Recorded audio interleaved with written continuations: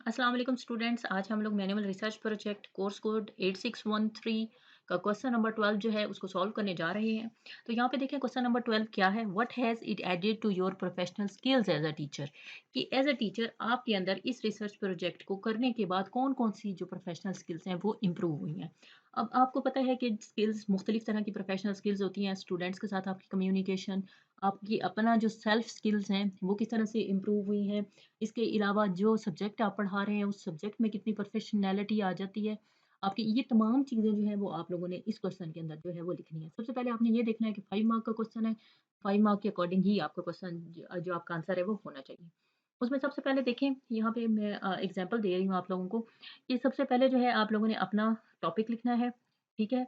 Topic लिखने के बाद आप ये लिखेंगे कि टॉपिक ने किस तरह से जो है वो आपकी हेल्प की, किस तरह से या किन-किन लोगों पे इफ़ेक्ट किया। फॉर एग्ज़ाम्पल, उनके क्लासरूम में स्टूडेंट्स को इफ़ेक्ट किया, उसके अलावा पेरेंट्स को इफ़ेक्ट किया।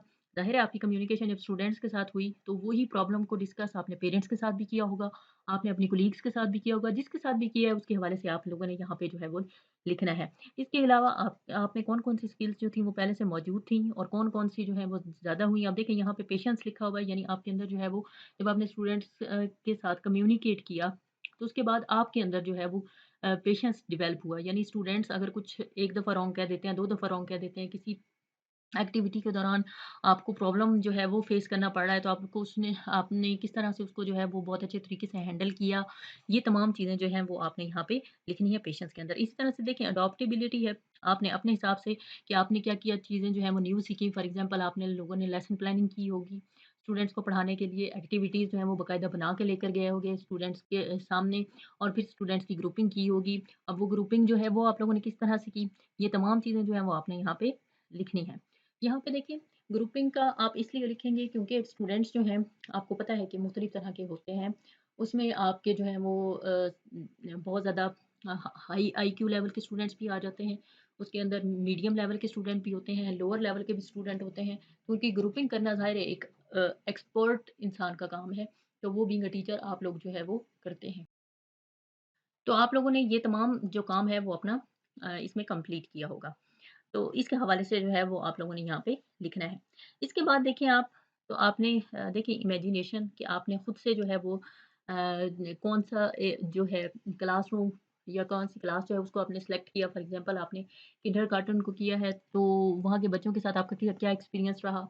इसके अलावा अगर आपने प्राइमरी लेवल पे स्टूडेंट्स को किया है, या आपका जो है वो एलिमेंट्री लेवल है या हायर लेवल है, तो आपके एक्सपीरियंसेस जो हैं वो कैसे रहे? आप में कौन-कौन सी एबिलिटीज़ जो हैं वो इंक्रीज़ हुई? देखिए, जैसे आजकल आपको पता है टेक्नोलॉजी का दौर है, तो बहुत सी स्टूडेंट्स या बहुत से टीचर्स जो हैं, या बहुत से ट्रेनी टीचर्स आपकी तरह वो एक्टिविटीज़ बना के लेके जाते हैं, लेकिन उन उसमें मीडिया का यूज़ करते हैं, उसमें इंटरनेट का यूज़ करते हैं।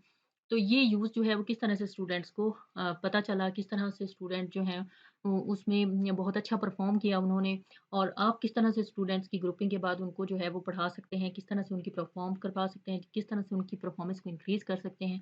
ये तमाम चीज़ें जो हैं वो ज़ाहिर है आपकी प्रोफ़ेशनल एबिलिटीज़ का हिस्सा है। आपने साथ ये भी लिखना है कि मैं मेरी ये प्रोफ़ेशनल स्किल्स जो है वो एनहांस हुई, और उसकी वजह जो थी वो ये थी, और अब मेरे जो मुझे है वो इस तरह के एक्सपीरियंसेस जो हैं वो हो चुके हैं। ये तमाम चीज़ें, ये तमाम डायलॉग्स आप इसके अंदर जो है वो लिखेंगे। इसके अलावा भी आप लोग अपने हिसाब से जो भी आपकी स्किल्स एनहांस हुई हैं, प्रोफ़ेशनल स्किल्स, उनको आप लोग जो है वो इस क्वेश्चन के अंदर लिख सकते हैं।